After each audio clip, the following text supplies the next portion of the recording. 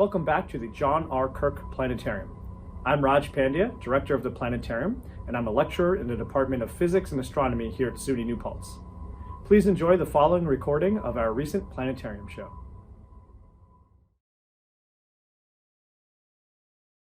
We are standing in the middle of the old main quad here at SUNY New Paltz.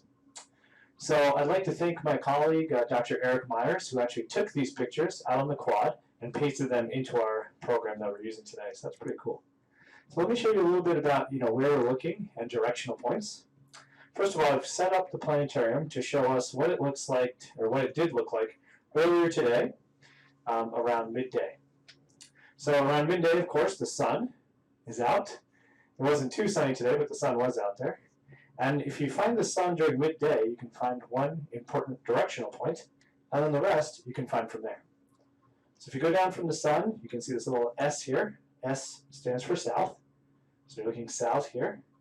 Opposite of that, all the way across the sky, we have an N for north. East is over here, E for east. And across the sky, W here, W for west.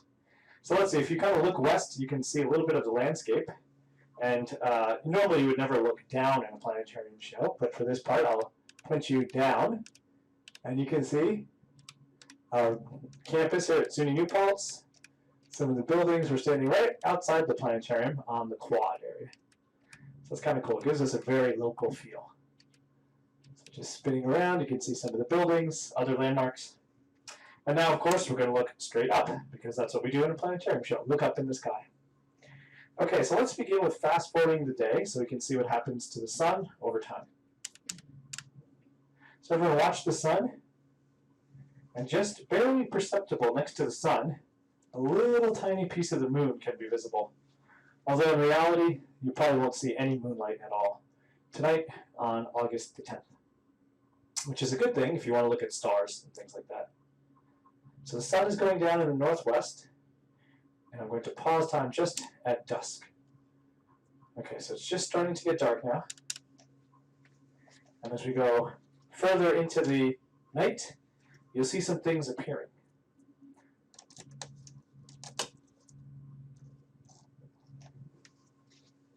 Now the first thing that I'd like to point out is actually difficult to see because we have trees and buildings in our way. So it's low in the west.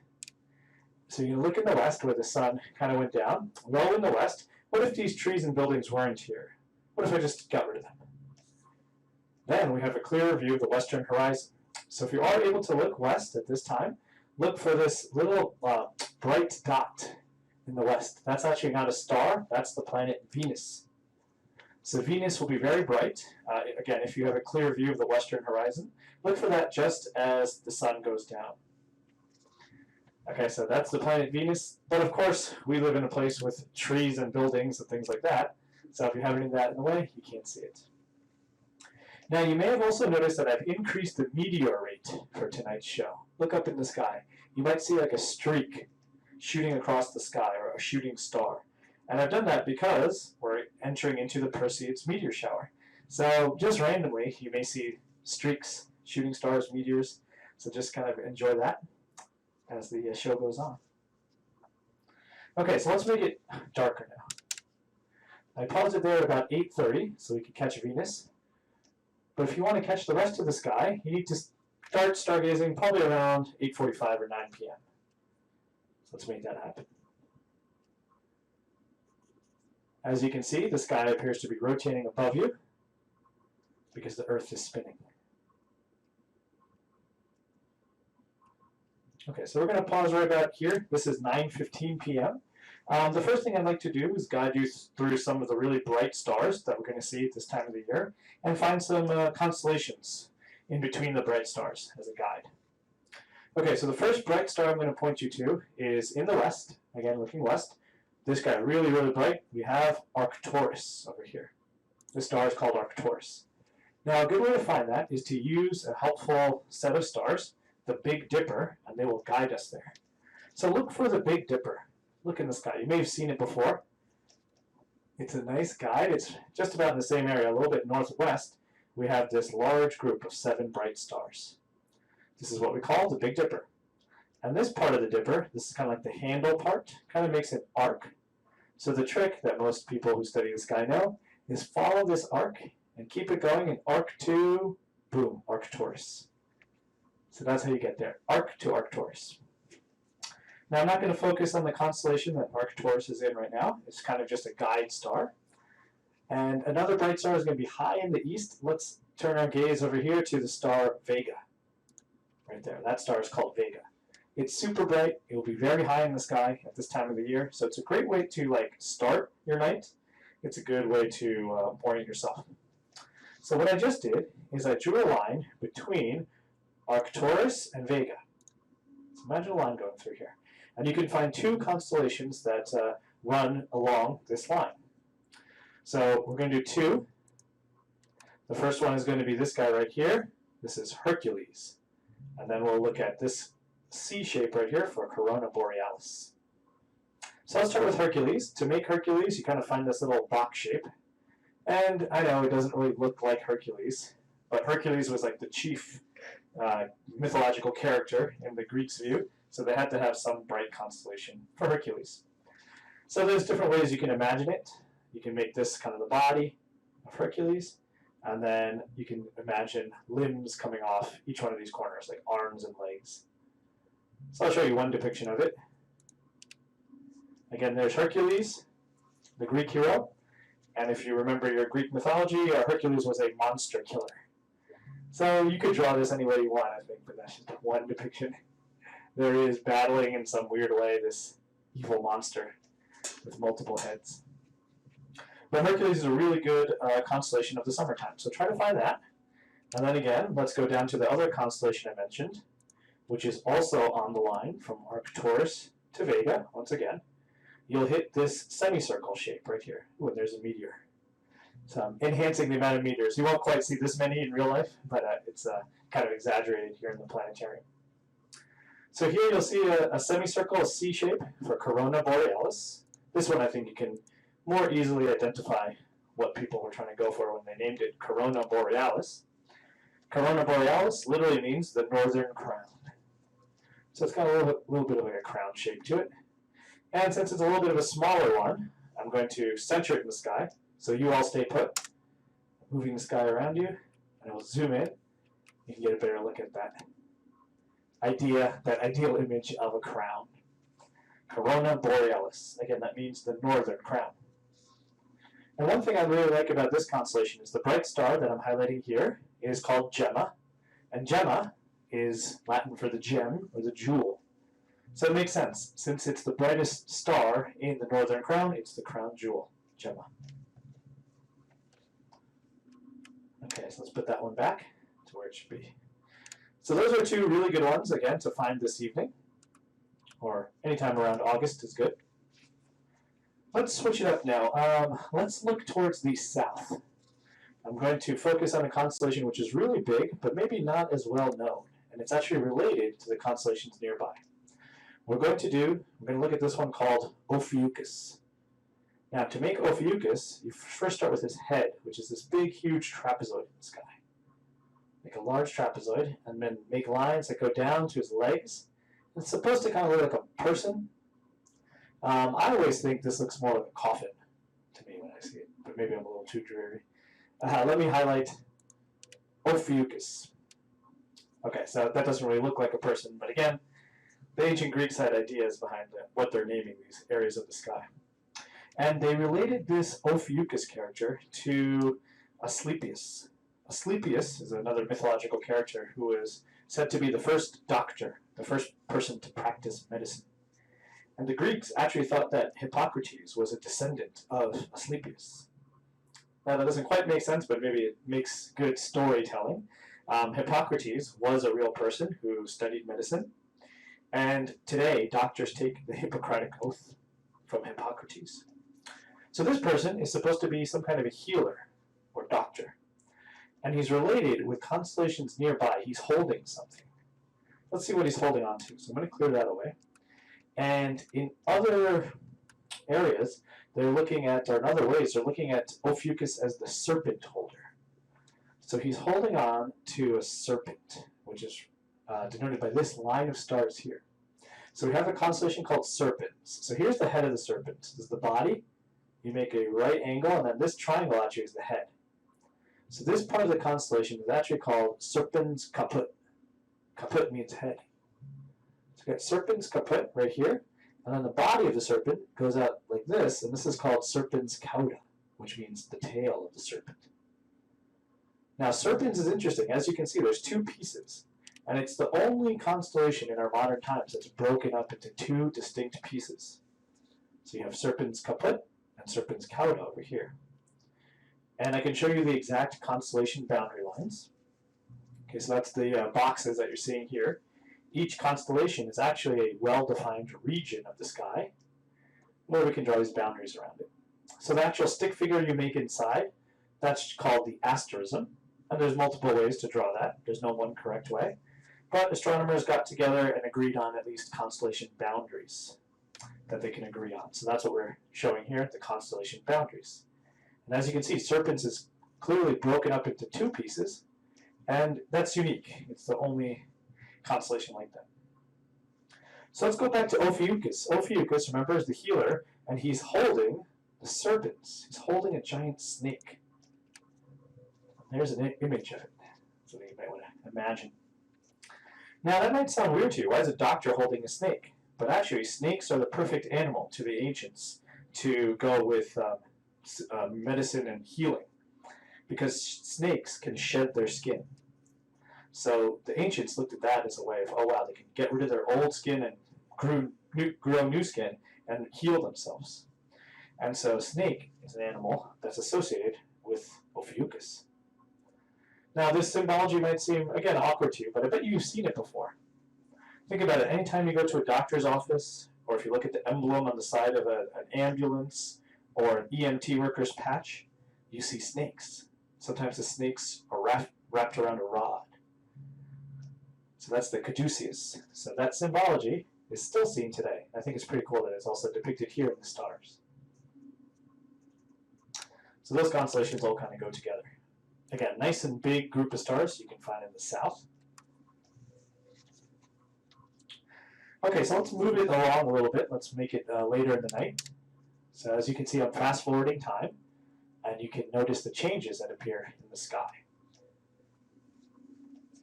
So as the Earth rotates, stars and objects appear to rise here in the east and set here in the west. And I'll take us pretty late now. I'm going to take us all the way to midnight. I'm going to go a little faster. So let's change the time. And what can we see at midnight tonight? Okay, yes, I should mention that we have this strip of light going across our sky. That's our Milky Way. So this is when we look into the disk of our galaxy, this nice bright strip of light. But instead of focusing on that, I'd like to focus on a few deep sky objects now. Deep sky objects are objects that you need a telescope to see. You can't otherwise see them. So coming up onto the screen, there's a lot of these deep sky objects. There's many more than just this, but these are the ones that I'm listing right now. I'm going to click one kind of at the top of the sky, near our zenith up here. And the one I'm clicking on is called the Dumbbell Nebula. So this is a nebula. A nebula is a cloud of gas and dust. And this particular nebula is a dying star. So it's called a planetary nebula. You can't see it with just your naked eyes. You need a telescope. So let's simulate that now. We're going to take a close-up look of the Dumbbell Nebula. There we go. And you can see it kind of has like almost a dumbbell shape. I guess like two lobes. Okay, so a nebula. Again, something kind of cloudy or gaseous. This particular nebula is called a planetary nebula. And this is interesting. It's the first planetary nebula of its kind that was discovered. It was discovered by Charles Messier in the year 1764, and it's the first of its kind. And that's pretty important, because this represents the death of a low-mass star. So what you're seeing right now is a star dying. When a low-mass star, like our sun, dies, it sheds its outer layers. It ejects the outer layers of gas out into space. So that gives you kind of this bubble or dumbbell appearance. You can see some red in here, maybe a little bit of blue and teal. These are the outer layers of gas that used to be surrounding the central core of the star. At the end of its life, the core It creates a strong amount of pressure. The pressure pushes these layers out, and eventually these gaseous layers here are just going to dissolve with the rest of interstellar space. And kind of just, this nebula will fade away. This nebula is 1,360 light years away. So a light year is a distance. A light year is the distance that a beam of light or a photon of light would travel in 1 year. So in other words, when I say this is 1,360 light years away, that means the light from this object left 1,360 years ago, and we're now seeing it. Now our sun is going to go through the same death process. But don't worry, it won't be anytime soon. The sun will go through its planetary nebula stage in about 5 billion years. So don't worry, we've got time. What's cool is that astronomers are able to accurately detect the expansion velocity. So how fast is this bubble or this dumbbell expanding into space? And the rate is about 31 kilometers per second. Based on that rate, they can estimate when this thing started to expand. So the age of this nebula is about 9,800 years old. So that's kind of cool that we're catching it in the act. It's kind of like seeing a person literally draw their last breath. Right? This is the last thing a star will do before it dies. There's our first stop in our deep sky objects. Let's put this guy back. And I want to show you one more, now in the southeast. And this is not a single star, this is actually a cluster of stars. So here we have a globular cluster. It's called M30, but also known as the Jellyfish Cluster. So I kind of like that. You can tell me if it looks anything like jellyfish. Let's zoom in. I don't know, kind of just a fuzzy patch of stars, so we'll go with Jellyfish Cluster, that's fine. So this is, again, a globular mass of stars that have stuck together throughout their life due to their mutual gravity.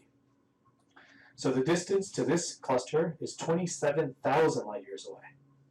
So that's really far, 27,000 light years away. That's almost the distance from us to the center of our galaxy. The mass, so we can estimate the mass of this whole thing, is about 160,000 times the mass of the sun. So that gives us an estimate about how many stars are in here. So in this one glob, there's probably something about 160,000 stars. Now when stars are in a cluster like this, it allows us to study things like their age. So let's recall that all of these stars were born in the same gas cloud, and they've stuck together as a cluster, again due to gravity. The age of this cluster is about 12.9 billion years old. That's amazing. That's extremely old. The universe itself, as we know it to be, is only 13.8 billion years old. So that tells us that this cluster of stars formed within the universe's first 1 billion years of existence. So very old. Now, something else I find interesting is that this cluster is actually orbiting the center of the Milky Way in what we call a retrograde orbit. It's not going in the same direction as most other things. So it's kind of orbiting the center of our galaxy backwards. Now this leads astronomers to believe that this was actually a captured satellite galaxy that got torn to bits, and it did not actually form within the Milky Way. So this might be kind of an intruder in our galaxy. It didn't form within our galaxy, but just got too close, and maybe parts of it got stripped away by our galaxy, the Milky Way's strong pull. This is just the leftover. And now it's orbiting the center of our galaxy. So it's part of our galaxy, but didn't form with us, with the Milky Way. Okay, so again, that's a globular cluster. So let's zoom out again. Here we are looking back up into the sky. I should mention that there are 2 planets out there. There are 2 bright planets. I'm not going to focus on them for this show, but if you are out there stargazing, you definitely want to look for both Saturn and Jupiter, which again are visible in the south. So 2 really bright spots right here. We have Jupiter and we have Saturn. So I just wanted to quickly point them out. I'm going to focus on them probably for an upcoming show.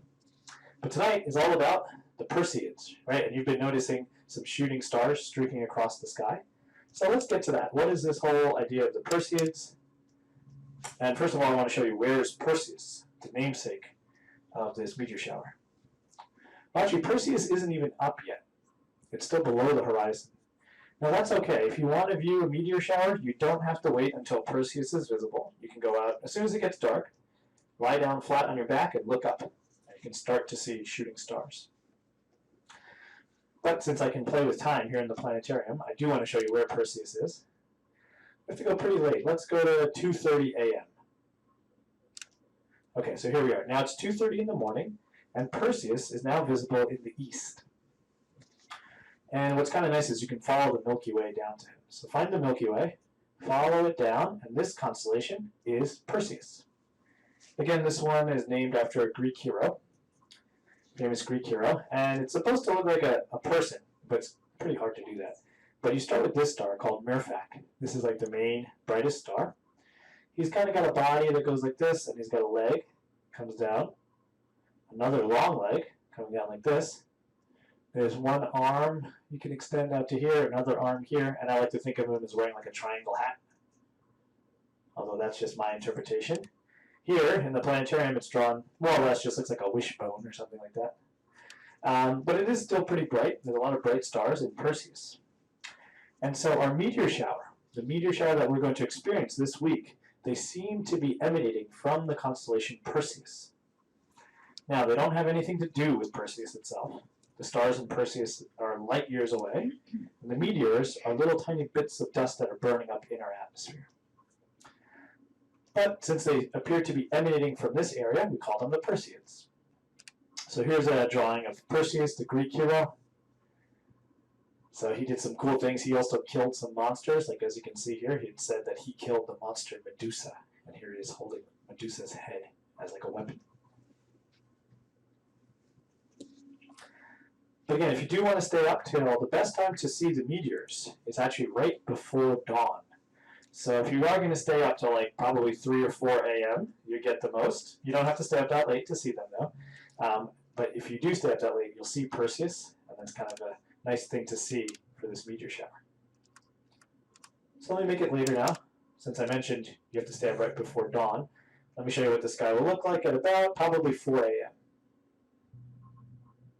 Something like this. This is what you would see. So again, you see those little streaks going across the sky? Those are the meteors. But of course, you know what's going to happen after 4 a.m. Let's fast forward time now. So we hit about 5. The sky is changing color. And if you look down in the northeast now, well, the stars are all gone, so let's bring up the sun, of course. The sun is going to rise in the northeast, and here we are back on the old main quad of SUNY New Paltz.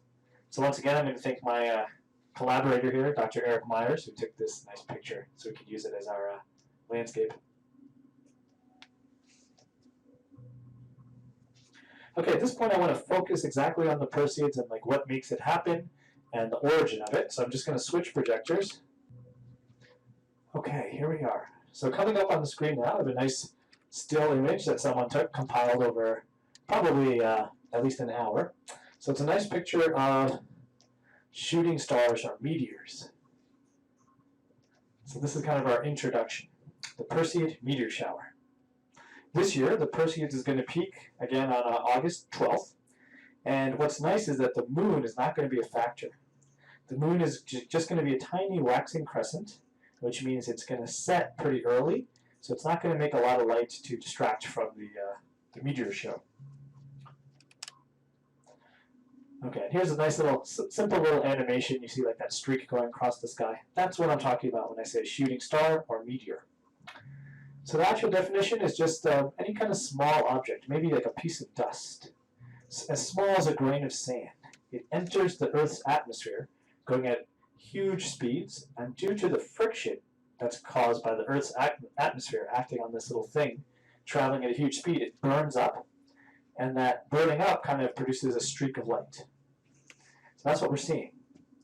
For the Perseids, these little bits of dust, these little guys here, burn up in the atmosphere, and they're entering at a speed of 59 kilometers per second.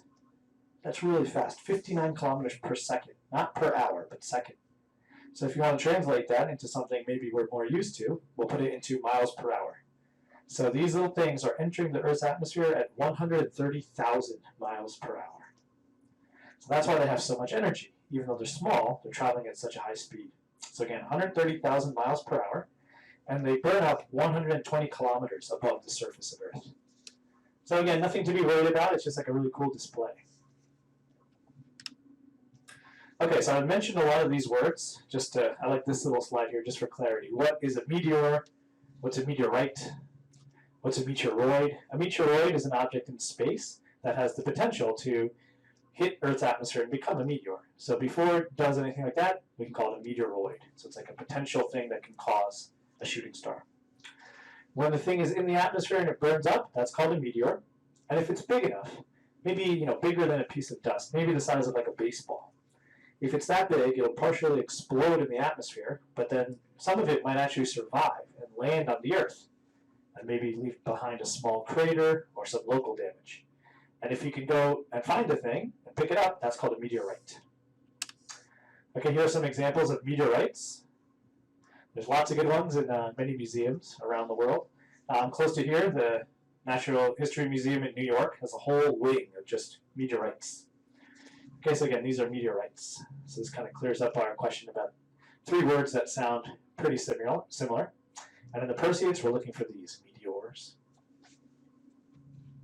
So let's see, another good question is, what produces the shower? So why are we seeing so many meteors on a certain time period and not on others?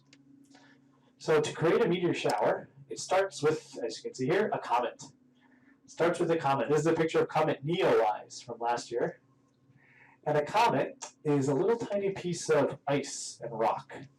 Well, I say little tiny, but compared to like a planet, it's tiny. It could be maybe the size of like a city.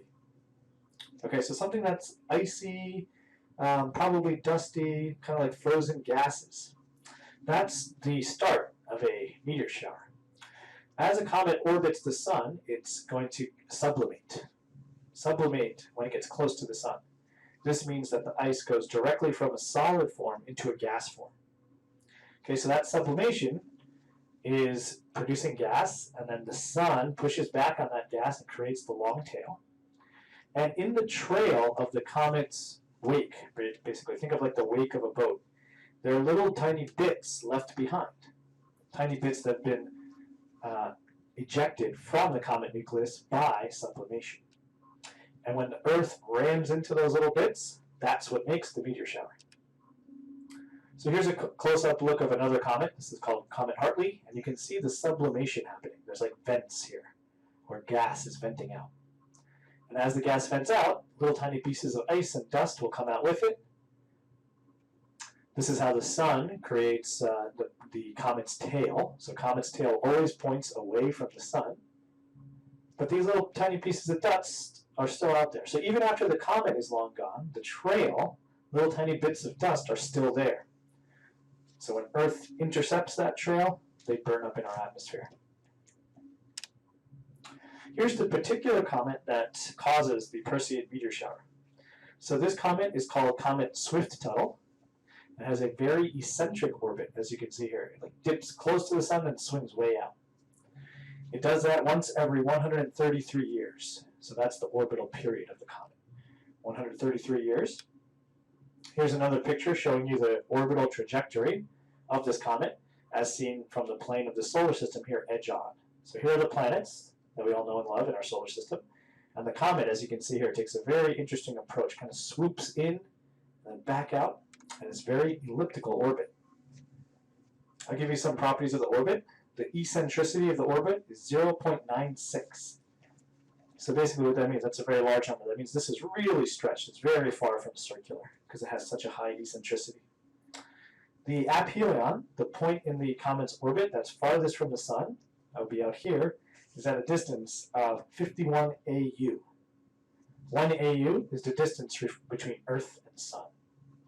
So at its furthest point, this comet is 51 times further. So it's very far, very cold, and hence it stays as an ice form. It's not sublimating.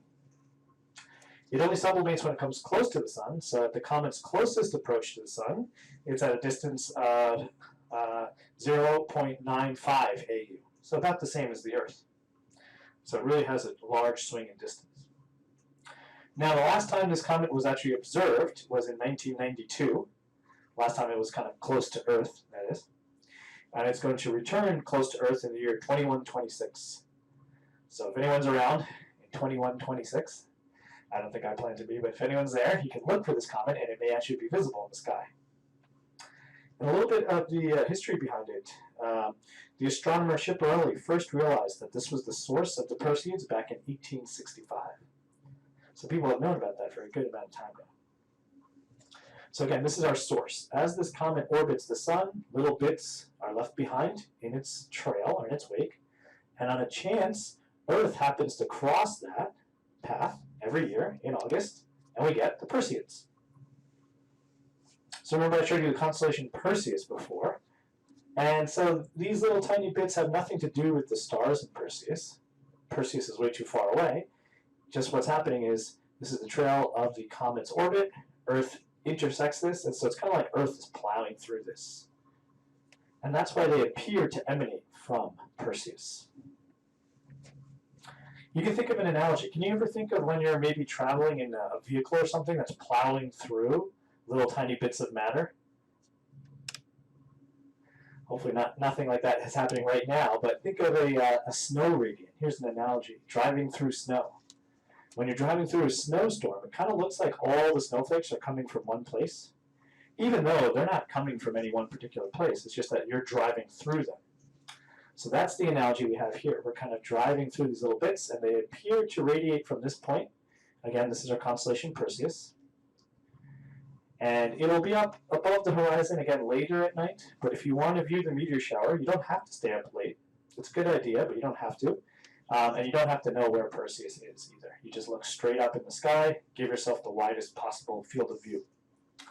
So this year, since there is no moonlight to interfere with the display, we should expect about 60 meteors per hour if you have good conditions. 60 meteors per hour. So that's a lot. That's like 1 per minute. The Perseus has been strong in other years. It's been noted, it's been observed that there's been up to 100 meteors per hour. So if we get something really good, we can see something like that. There's always variability here. We're never exactly sure what's going to happen. So again, you're going to look for these shooting stars, hopefully, and get cozy.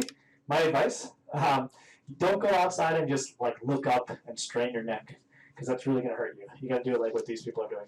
Well, these people are not well prepared. Get a blanket. All right, put it down. Dress in warm layers, because even though it is August, it'll feel chilly in the middle of the night. So dress in warm layers, get yourself a blanket, and just stare up at the sky, and just lay down so you don't hurt your back. And give it some time. You can't expect to see anything immediately, because your eyes can take up to 20 minutes to adapt to the darkness, and you might not even see anything in 20 minutes either. So if you're going to try, it's a pretty cool thing. Give yourself at least like an hour, maybe 2. Again, I was out last night for about an hour and a half, and I saw a handful of meteors already. So I hope you do too. I hope you check it out. It's a cool phenomenon, and it connects us to the universe in a certain way. Okay, so that concludes my portion of the show. So thank you so much. I'm just going to get the lights back on here. I appreciate it, and I'm open for questions. Thank you.